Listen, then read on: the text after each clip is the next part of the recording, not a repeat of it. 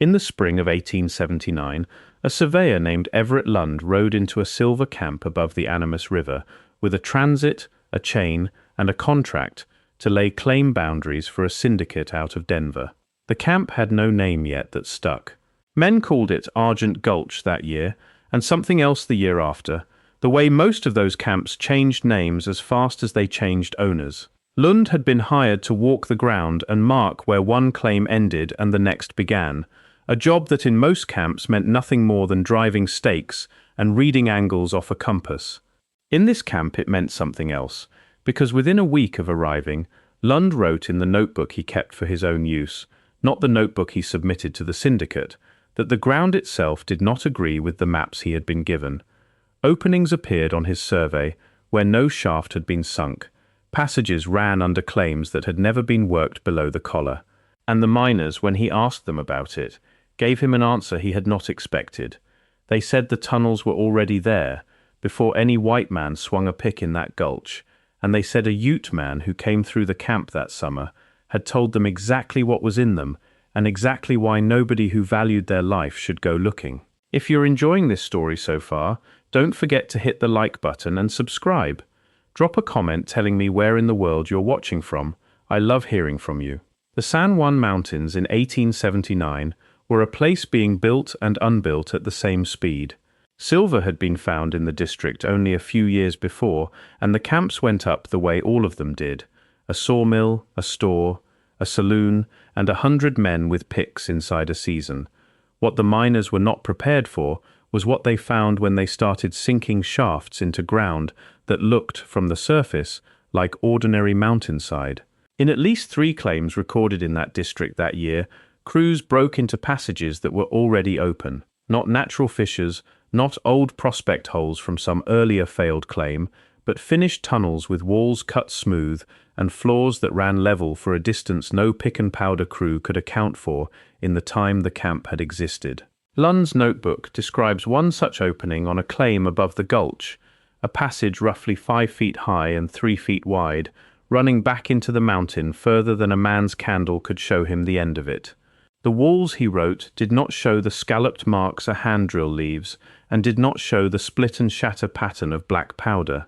They were smooth in a way that made the miners uneasy enough that 2 of them refused to go back in a second time, and refused for reasons they would not put into words for the foreman. What the record shows is that the syndicate's own foreman, a man named Corwin Ashworth, filed a report to the Denver office that summer, describing the opening as an old Spanish working, a claim common enough across the Southwest that it required no further explanation and drew no further funding for investigation. The report is 2 paragraphs long. It gives no measurements. It gives no sketch, at a time when mining reports of that period routinely included both. Lund, whose job was precisely to measure and sketch, was not asked to survey the passage itself, only the surface boundary of the claim above it. When he raised the question with Ashworth directly, according to his own notebook, Ashworth told him the company was not in the business of exploring holes that did not produce ore, and that the matter was closed. The claim was worked from the surface downward for another 2 seasons, following a vein that ran near but never into the older passage, and the older passage itself was never entered by company men again, boarded over at the mouth with rough plank in 1880 and left that way. What Lund recorded next is the part of his notebook that historians of the district have quoted, in fragments for over a century, usually without context. A Ute man came through the camp in July of that year, part of a small group traveling through country that had been Ute land within living memory and was rapidly ceasing to be so under the pressure of the mining boom. The man is not named in Lund's notebook, only described as an older man who spoke some English and camped near the creek for 2 nights before moving on. What he told the miners, second-hand through a camp cook who translated some of it, was that the openings in the mountain were known, and had been known long before any camp existed there, and that they were not made by miners of any kind, Spanish or otherwise. He said the passages ran deeper than any shaft the camp would ever sink, and that they connected, under the mountains, in ways the people who dug them had never needed a map to understand. He said the openings were left alone by his people, not from fear of the dark or fear of collapse, but because the old stories were specific about what the tunnels were for, and specific that they were not for people. Lund's notebook records the cook's rough translation of a phrase that recurs twice on the page, "Not a door for us." He wrote it down exactly that way, in quotation marks, and underlined it once. The camp did not treat this as folklore to be dismissed, at least not immediately.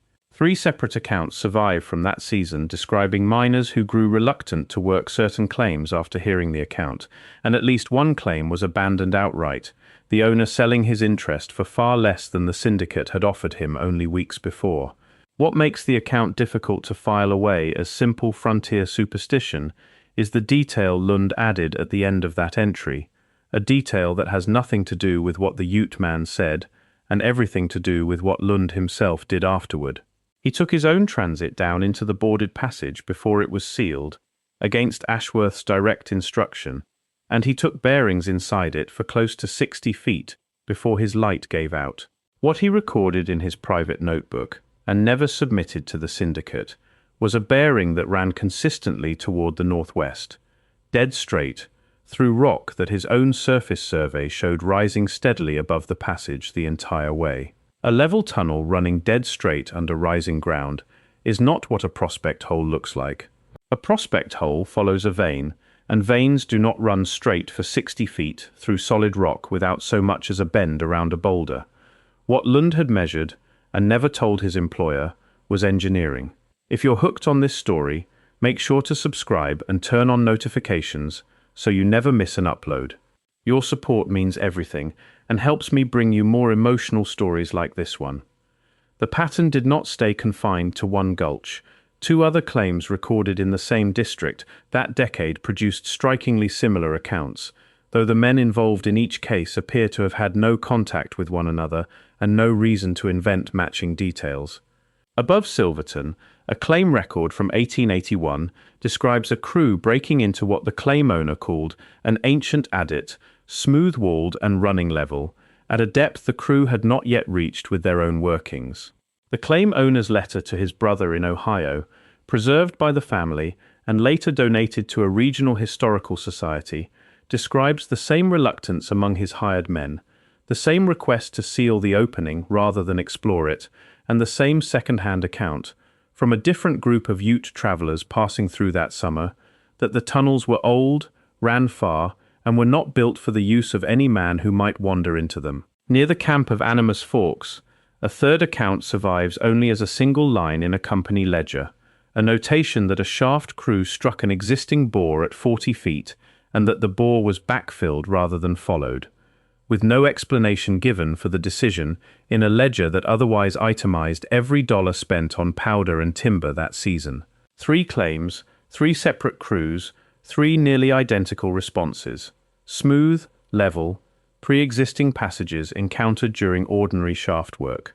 Local Ute testimony, given without solicitation, describing the tunnels as old and not made for human use. And in every recorded case, the company response was the same. No measurement beyond the minimum required to note the encounter, no further exploration, and a physical sealing of the opening within the same season it was found. What is consistent across all 3 sites is not a story. It is a decision, made independently by different men working for different companies, to close the openings rather than understand them, at a moment in the district's history when every other dollar and every other hour was being spent chasing exactly the kind of unexplained opening in rock that might, in any other circumstance, have drawn every prospector in the territory. The context in which this happened matters, and it is not incidental. 1879 was the year the Ute Nation's presence in Colorado was being actively and violently dismantled. The same autumn Lund was taking his bearings in that sealed passage. The events near the White River Agency to the north would leave a federal agent and his employees dead, and would be used, within 2 years, to force the removal of the Ute people from the vast majority of the land they held in the state, land that included the very mountains these mining camps were built upon. The men who heard the Ute account of the tunnels that July did not yet know how quickly the people who gave them that account would be gone from the district entirely, their knowledge of that ground going with them undocumented by any agency, any surveyor, any company that had a stake in dismissing it. What the record does not show, and what no later researcher has been able to recover, is any systematic attempt by territorial or federal authorities to record what specific knowledge Ute communities held about the older workings in those mountains before that knowledge was permanently displaced along with the people who carried it. Lund left the district in 1882, his private notebook passing to a nephew and eventually to a small mining history archive in Durango, where it sits today, catalogued but rarely requested. The 2 paragraphs from Ashworth survive in the same collection, filed under the syndicate's corporate records, still giving no measurements and no sketch. The boarded passage above the original gulch has not been reopened.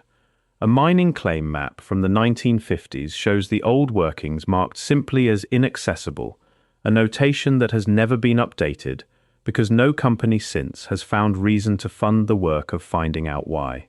What remains, then, is not a mystery in the sense of something unsolved, so much as something unexamined by choice, 3 times over, in 3 different seasons, by 3 different sets of men who had every commercial incentive to look closer and did not.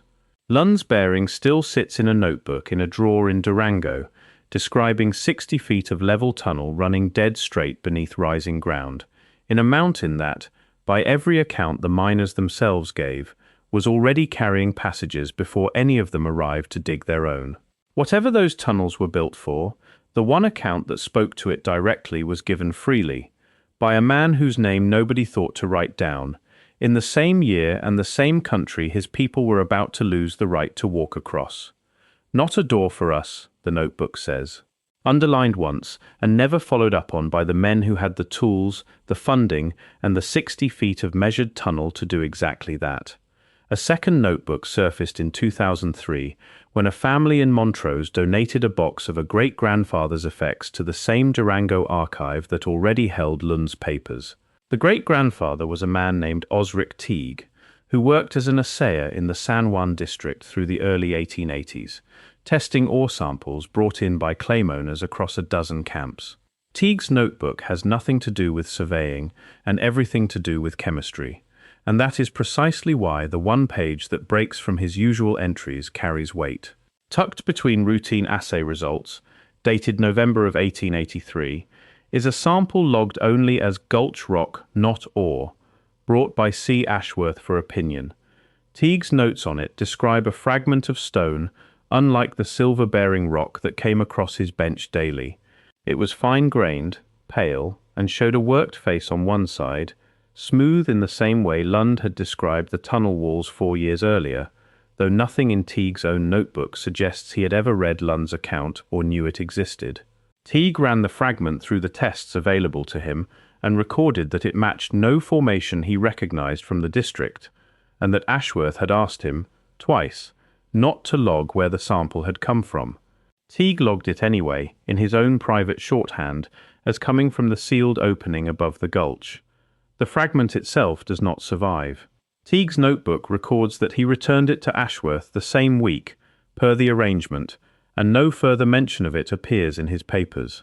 What the entry does establish, independently of anything Lund wrote, is that Ashworth went to the trouble of having the material from the sealed passage analysed privately, off the company's books, in the same year he was telling his own surveyor the matter was closed. A man who believes he has boarded over an old prospect hole with nothing in it does not later carry a fragment of its wall to an assayer under a false description and ask him not to record its origin.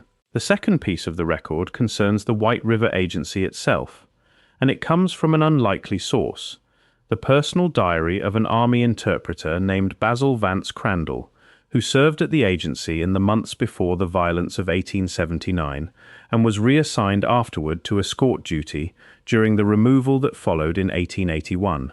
Crandall's diary, held today by a private collector who allowed a regional historian limited access to it in the 1990s, describes conversations with Ute men during the long march east that touched, in passing, on subjects far from military business. One entry, dated September of 1881, records a man telling Crandall that the mountains held old places that were not for walking into, and that his people had marked such places for their children the way a fence marks a field, not with wood or stone, but with instruction passed down and repeated at specific times of year. Crandall wrote that he asked what would happen to that instruction once his people were gone from the mountains, and that the man did not answer him, and that no one in the party spoke for the rest of that day's march. Crandall's diary was never intended for publication, and shows no sign that its author considered the entry significant. It sits between notes on rations and a complaint about a mule, treated with the same flat, unremarkable hand as everything else in the book. That flatness is itself part of what makes the entry difficult to dismiss. A man inventing a dramatic story for later readers does not bury it between a supply count and a complaint about livestock. There is a third detail, smaller than the other two, that belongs here rather than in the main record, because it does not concern the tunnels directly. In the same Durango collection, a single loose page, unattached to any known notebook, lists claim transfers for the district in 1880 and 81. 3 of the transfers on that page involve claims later identified, by cross-reference with Lund's and the Silverton letter, as the 3 sites where crews broke into pre-existing passages. In each case, the claim changed hands within 18 months of the encounter, and in each case, the buyer was the same holding company registered out of Denver, a company that appears nowhere else in the district's mining records before or after that narrow window. Corporate registration filings for that period, incomplete as they are for the territory, show the company dissolved in 1885, its assets absorbed into a larger concern with no public statement explaining the transaction. What 3 unrelated claim owners chose to sell, within 18 months of finding something they could not explain, to a single buyer who existed only long enough to acquire them, is a pattern that asks a question the surviving paperwork does not answer. One more name belongs in this record, though it appears only once, in a footnote to a 1972 graduate thesis on territorial mining law held at a university library in Boulder. The thesis author, researching unrelated questions about claim litigation in the San Juan district, cited a court filing from 1884 in which a rejected claimant sued the Denver Holding Company for what his filing called value withheld from a purchase made under false representation of the ground's condition. The suit was dismissed on a procedural technicality before any testimony was recorded, and the case file itself was later lost in a courthouse fire in 1910 that destroyed a significant portion of the district's early civil records. The thesis author noted the citation only because it was one of the few surviving references to the holding company by name, and moved on to unrelated matters within the same paragraph. What the footnote preserves, however briefly, is that at least one man believed in 1884 that he had been misled about what his claim contained before selling it, and that he believed it strongly enough to bring suit rather than simply move on, as the other 2 claim owners in the district appear to have done. His name is given in the footnote as Jasper Kell. Nothing else about him survives in any record a modern researcher has been able to locate. No obituary, no census entry that can be matched with confidence, no family history submitted to any regional archive. A man who tried, once, to force an answer out of the company that bought 3 unexplained openings in a mountain, and who left behind nothing but a single line in a law student's footnote nearly a century later. Thank you so much for watching until the end. If you loved this story, check out the other videos on your screen now. I think you'll really enjoy them. And don't forget to subscribe if you haven't already. See you in the next story.